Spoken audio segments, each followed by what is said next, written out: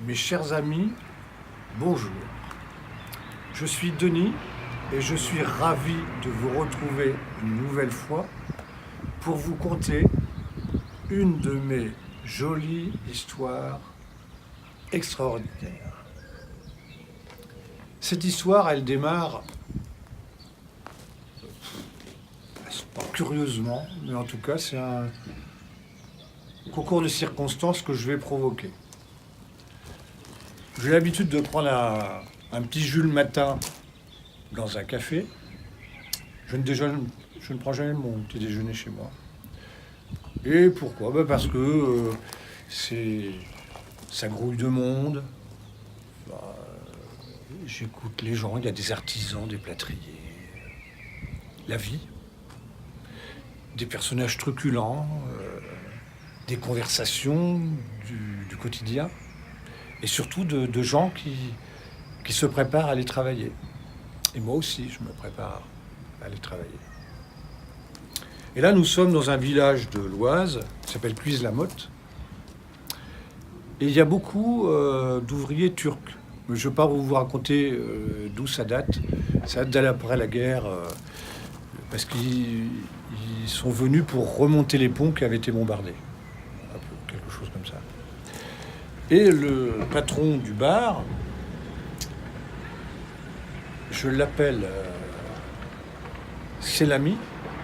En fait, c'est un jeu de mots entre Selami, tu es mon ami, et un mot turc, je crois. Alors qu'il s'appelle pas comme ça, il s'appelle Setin. Il est en train de discuter avec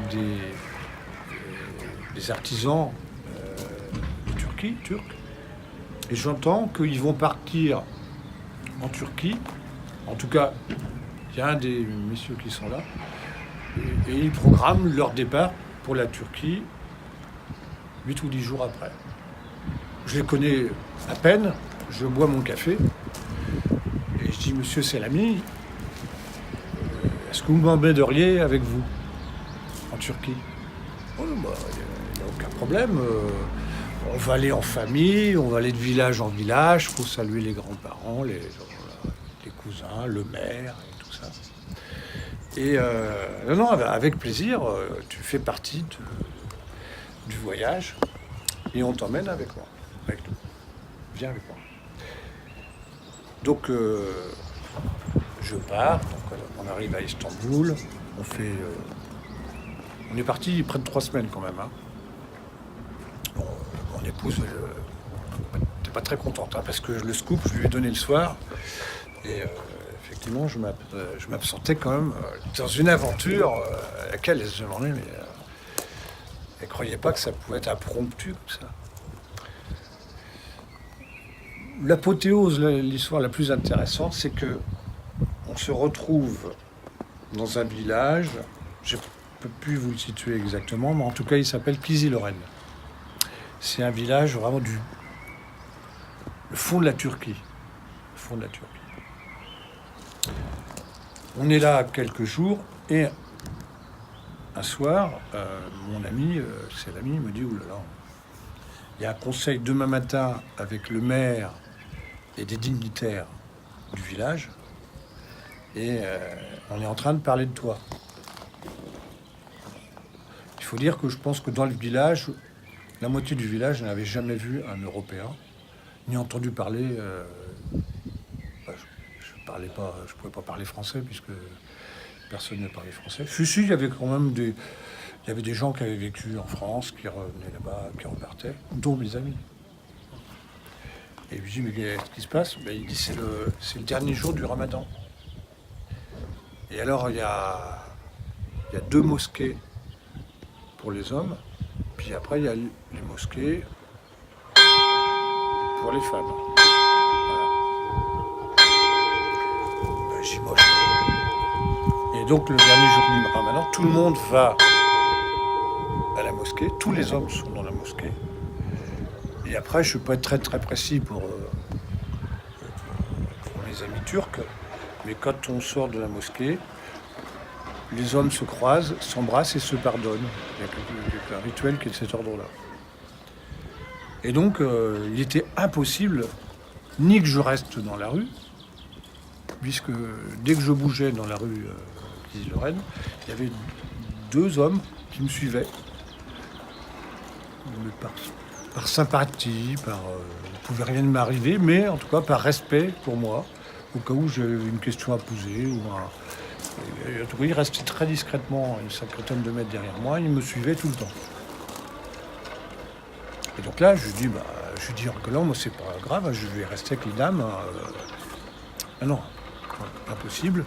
Donc, il y avait, le mot n'est pas approprié, en tout cas, il y avait une prière, une célébration pour les hommes, et puis une pour les femmes qui avait lieu après.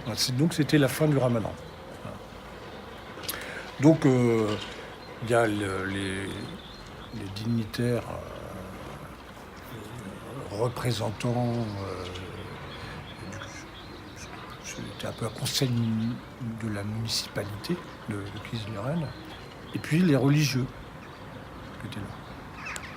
Bon, ils sont pas très compliqués parce qu'ils décident de me laisser rentrer dans la mosquée, à condition que je me prête pas à la prosternation comme le faisaient les religieux, enfin les hommes musulmans, et que je reste à genoux au fond de la mosquée sans me prosterner.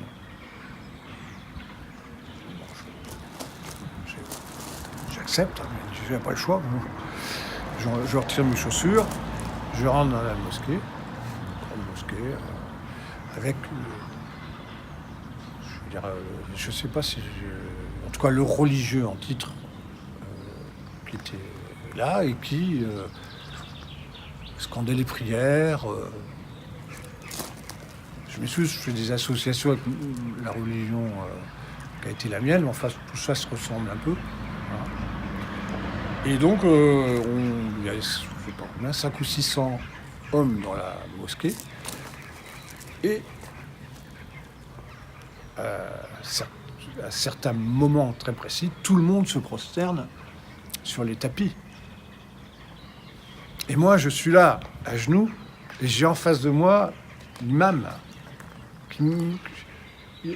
On se regarde. Je sais pas qui m'observe. Il m'a pas calculé, comme disent les jeunes. Mais au bout de la 3e prosternation, je suis pris par le mouvement et je vais me prosterner. Je vais passer le reste de la célébration, de la fin du Ramadan, tout naturellement à me prosterner avec les hommes de Kisles-Lorraine. Ce qui va être très très bien pris, beaucoup mieux que si j'étais resté debout comme ça, tout raide. Là.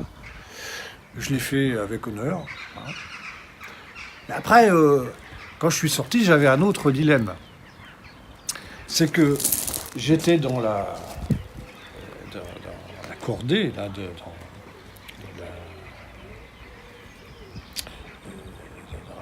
je trouve pas le mot. C'est un mot, ça. Bon, j'étais avec les hommes. Et en fait, il y avait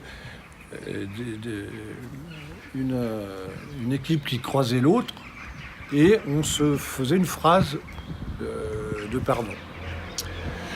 Et je ne sais pas parler turc.